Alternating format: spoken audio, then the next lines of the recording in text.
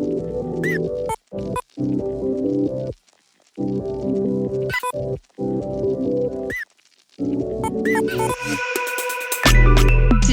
it's all about empathy and empathetic leadership.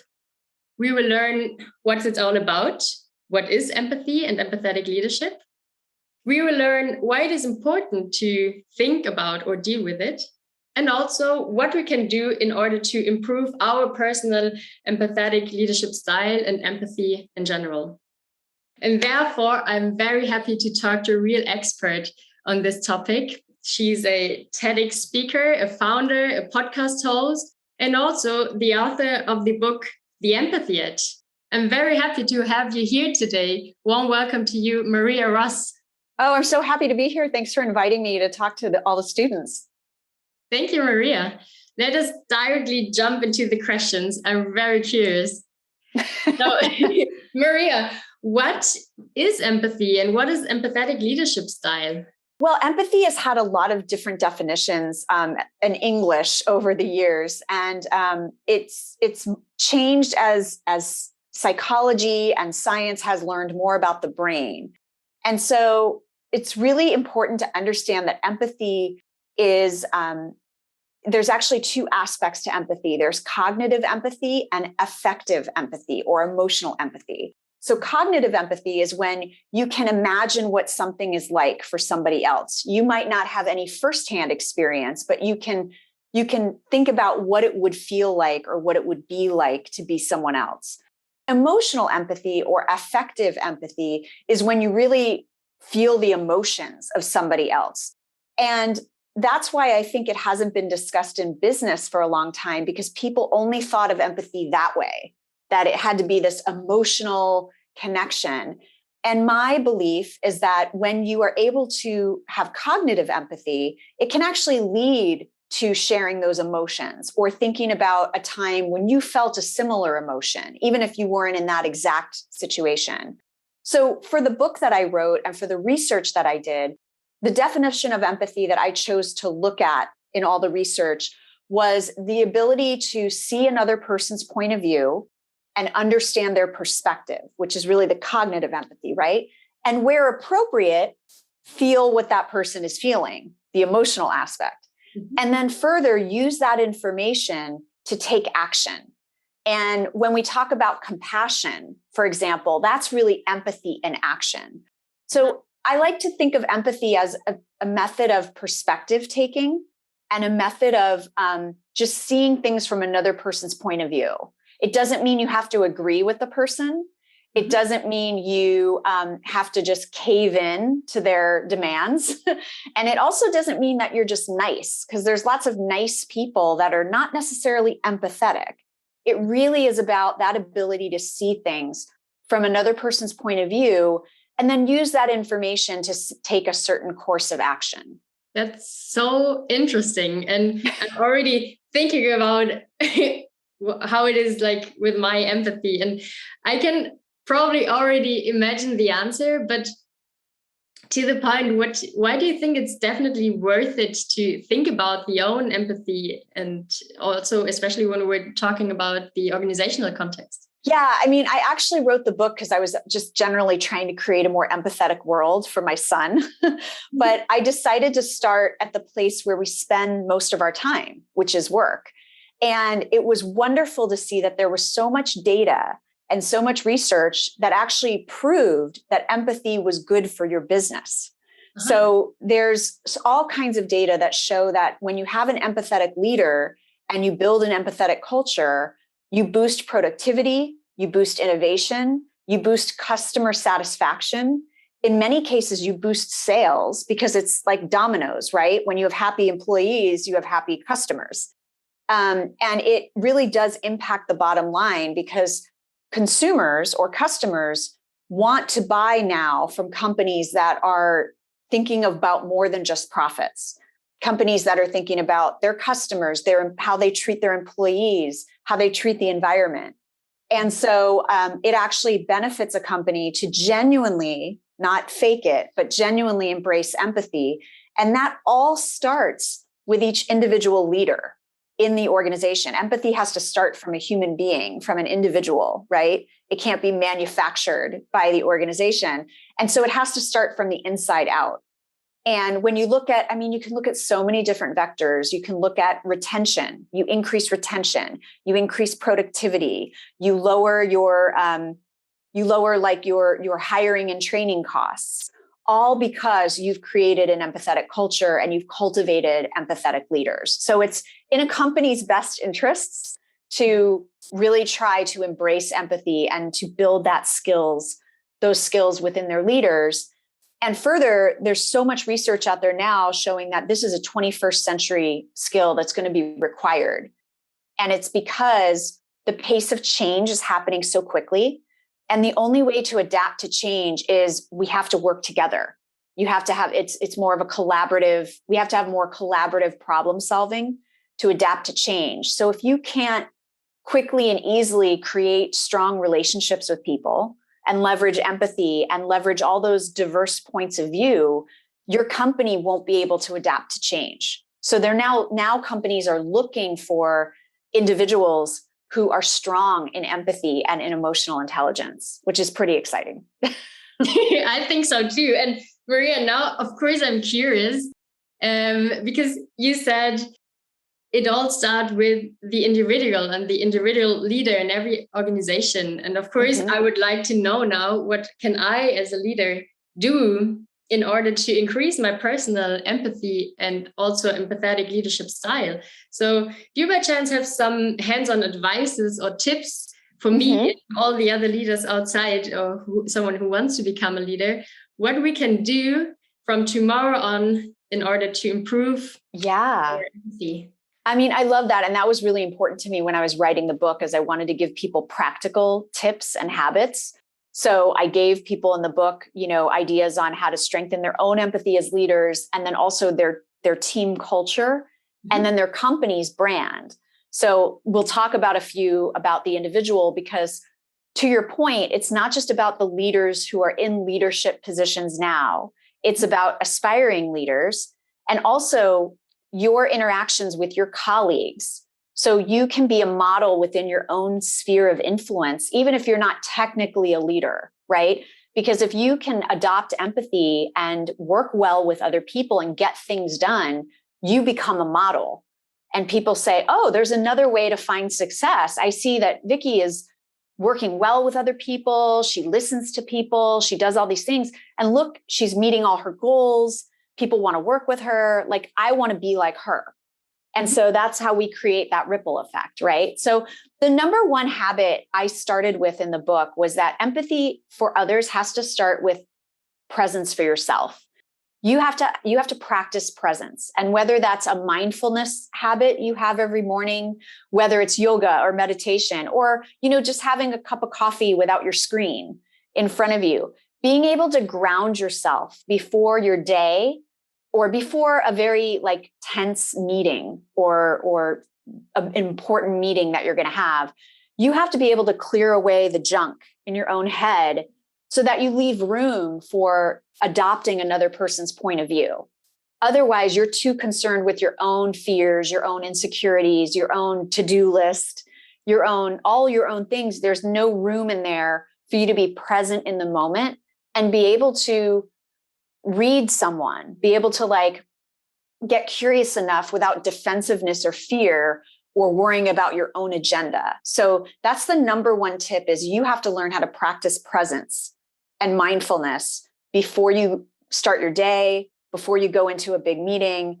And a really quick habit people can start today is taking a few deep belly breaths, because it's actually physiologically, it actually helps clear your brain of fight or flight. And so, before you go into that big meeting, for example, just make sure you're not racing into the meeting. You take a second and ground yourself so that you can be present in the meeting. Cut off the distractions, get off your phone, be in the moment with that person. That's my number one tip. The other one is to practice curiosity. So curiosity is the number one trait of empathetic people. And it's because they're trying to find out what your point of view is. They don't have to guess. So when you go into situations, instead of going in with, here's why I'm right and you're wrong, or here's my agenda, when someone has a point of view, before you launch into your reaction to it, get curious. And the 3 magic words are, tell me more. Tell me more about that. What do you think about that? So even if what that person said made you angry, or you don't agree, or it's, Vicky, tell me more about why you think that. And you get the other person talking, and you might have to ask it a few times, but understanding another person's context requires you to ask them questions and not do all the talking. So that would be the biggest advice, is do less talking and more asking of questions, so that now you understand the person and their point of view a little bit more. And you can now find a place where you can be productive together. Not that you have to do what they say, but it's like, okay, actually, what I hear you saying is that you want to, make this business decision because of X, Y, and Z. That still might not be what I want to do, but now I might understand your intent a little more. And now I might understand where you're coming from. And maybe we can find a better solution together going forward. But you can't do that unless you ask questions and get curious.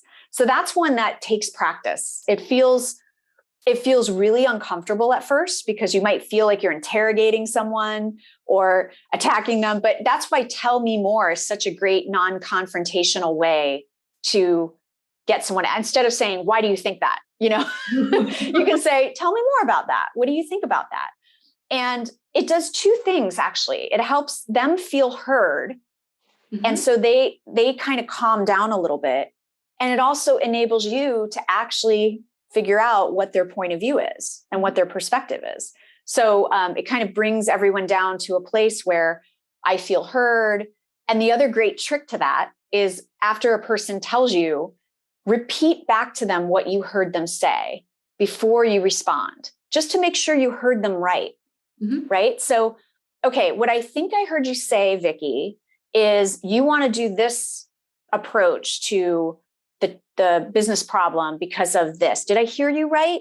And then you have the opportunity to say, yes, I feel heard, or no, that wasn't quite what I was saying. But it helps you avoid miscommunication. And that's like the biggest thing about empathy, is being able to open up those lines of communication. And then the third thing I would say is, to kind of related to number 1 about presence, is to build up your own confidence. Not your arrogance, but your confidence, right? So empathetic leaders are actually very confident people. They actually are not, sometimes there's a perception that if you're empathetic, people will walk all over you, right? But it's actually the opposite. And to be a truly empathetic person and leader, you actually have to have a strong sense of self-confidence, so that you don't see another person's point of view as an attack, or you don't get defensive, you don't get fearful. So ways that you can practice building up your own confidence is to what I call keep a high five file on your email or something. Whenever someone sends you a great note of congratulations or a good job, or you have a record of a success that you had, keep note of those things. And then when you're feeling unsure and you're feeling like you're being attacked, revisit those before a meeting that you have or a negotiation that you have, and shore up your own self-confidence. Take on a hobby that's a little bit challenging. That actually, psychology shows that helps boost our self-confidence, learning a new skill or learning a new hobby. So those are things you can do right away. Because again, if you are so insecure and in doubt of yourself, you're going to perceive any other perspective as an attack. And that's not what we want when we're going after empathy. So those would be my 3 main ones: is practice presence, practice asking questions and getting curious, and focus on building up your self-confidence. And those are really great ways to give yourself a strong foundation in being seen and practicing as being a more empathetic leader.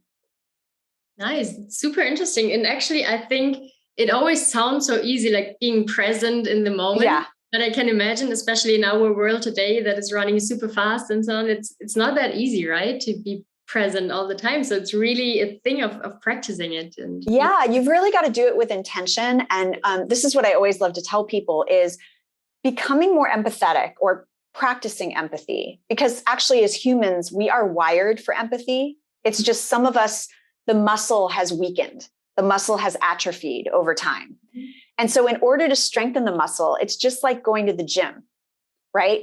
You don't go to the gym the first day and expect you're going to have big muscles and six-pack abs, and you have to go and you have to keep practicing. And so that's why I really encourage people, if they're like, I'm just not good at this, just know it's going to feel awkward. It's going to feel uncomfortable. It's going to feel, you're going to have to put a lot of thought into it at first, but eventually it becomes just how you operate. You start to become that person that just starts asking questions versus talking all the time, or it will come, but you know, don't get discouraged after the first like 2 times that like, oh, this isn't working, right?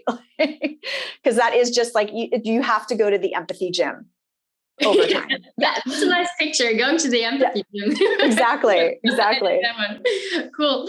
Maria, if I'm informed correctly, your book was published prior to the COVID crisis, right? Yes. In the fall of 2019. Yes. Okay. So did the crisis and also these special situations, this of course did come with the crisis, did this teach you anything new about empathy, or did you gain any new insights? Well, it was interesting because all of the sudden empathy was a hot topic because of what everyone was going through. And I wish it didn't take a pandemic to make people focus on empathy in the workplace, but it forced companies to focus because their employees were, you know, mentally going through so much, emotionally going through so much. They were in isolation. They were having to take care of work and family at the same time. They were dealing with all of these issues, and companies would have just gone extinct if they didn't address that. Like, we need to be there for our employees. We need to be there for our customers. We need to be there for our communities. And so it forced the conversation of how empathetic is your workplace, right? Are you flexible about where people can work? Are you flexible about how they work? Those all used to be seen as empathetic policies, like by employees. They would say, oh, flex time and remote working, that is something that tells me that my company is empathetic. But now you had companies forced into that.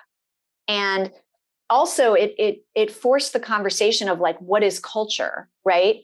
If we just think culture is where we go to work every day, the 4 walls of the office, that's not actually what your culture is. Your culture is how you treat each other, how you treat your employees, how you get work done. That it doesn't matter what space that's in. And so there was a lot more research done about like the impact of company policies on people's well-being, on their mental health. There was a lot of studies that came out about burnout. And there was also a lot of research and a lot of media about companies that were really stepping up and with empathy saying, this is what we need to do to support our employees or our customers, right? So companies that increased mental health benefits, companies that, like now we're seeing companies that are, you know, hybrid work environment forever, or work from home as long as you need, or, you know, putting all these policies in place. So there is a lot more data even now than there was before about the effects of empathy on an employee's well-being, on productivity, on customer satisfaction. So that's really, it just accelerated the conversation, which was really interesting to me.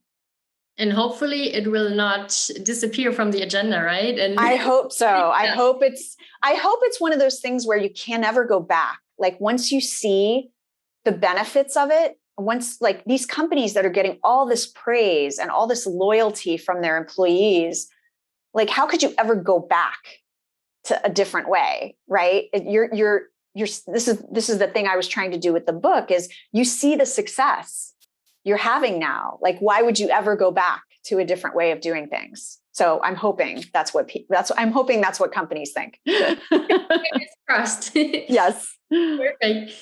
Maria, I can actually hardly imagine one situation where empathy does not work or is not good to have. But do you think there can be any situation where it's not like good to have empathy or to practice it?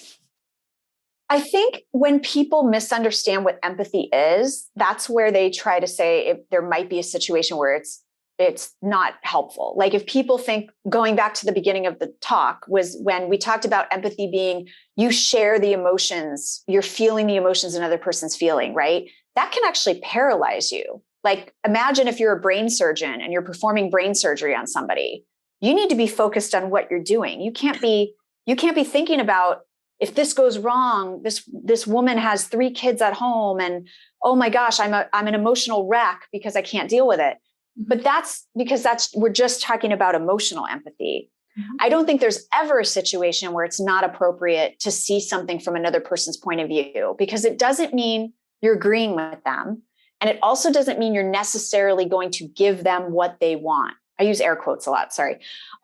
It just means that you're factoring in their point of view to the decision that you're making, to how you're communicating. So I always give the example of one of my most empathetic bosses I ever had was someone who had to lay off the entire marketing team. He had to let the whole marketing team go because there was the companies were merging. And it was the way that he did it that was empathetic. In the end, we all still lost our jobs, but we didn't want that. But the way that he did it, he thought through, what do they need to hear? What do they need from me? What support can I provide? How can I check in with them? So that's what I'm saying is you can make really hard decisions, but you can make them with empathy because it will influence how you proceed, how you communicate, how you might have to say like, Vicky, I totally understand what you're going through. And this is not a decision we wanted to make, but we had to make it. And I bet these are the questions you have. I bet this, here's some things we've already put together for you to support you. That's having empathy. That's thinking, okay, what is it when I share this decision with Vicky, what do I think she's going to ask about? What do I think she's going to need? How do I think she's going to feel? All of those things make me communicate in a certain way versus just, oh, Vicky, we're laying everybody off. See ya. Here's your last check, right? Because I know that that's something I have to do. Empathy makes us take a step back and say, what's the best way for this person that I can communicate this information or present this information or support them afterwards? And so I really don't think there's ever a situation where empathy is bad if people understand that empathy is also something that can be used when making difficult decisions, or that, again, it doesn't mean you agree with someone or you do whatever they ask. But if it enables you to confidently communicate something clearly and to also find common ground, that's a big part of empathy as well, is being able to find common ground. I can't imagine any situation where that's actually a bad thing. What happens, like I said, is that people sometimes think empathy is something else. And then they go, okay, well, in this situation, we can't be empathetic. We have to be this way about it.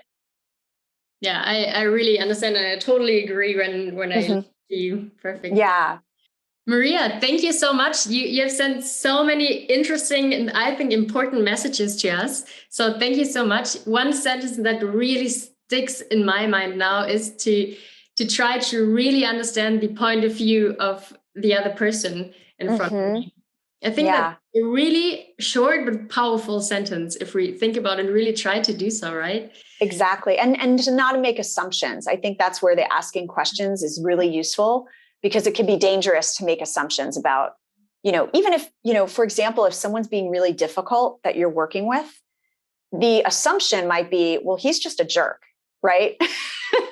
But you never know what's going on for someone. So maybe it's like time to take some time away and say, I'm sensing we're having a lot of problems communicating. I'm feeling like you're trying to stop everything we're doing. Talk to me about what's going on for you. Like, are you not in agreement with the project? Is something going on for you at home? Like, really understanding that. And you might find, maybe that person did a similar project in a past company and it failed. And so they're trying to, sabotage the project because they are scared they might lose their job again. Or maybe the person is dealing with like an aging parent at home, or maybe they're going through a divorce. Like, there's all these reasons why people act the way they do. And because we're trying to move so fast, we don't take the time, yes, there are people that are just jerks in the world, but, at least get curious and find out, what is going on for that person and try to make the working relationship better. Perfect. Wow. Thank you so much, Maria, for all these insights, sharing all your knowledge about empathy and empathetic. Thank you. It was really inspiring to me, and I'm pretty sure and hope a lot of thoughts will go on in our minds when we have watched this video. At least it's happening with me at the moment. Oh, good. Good. Thank you I'm so glad. much, Maria. Thank you.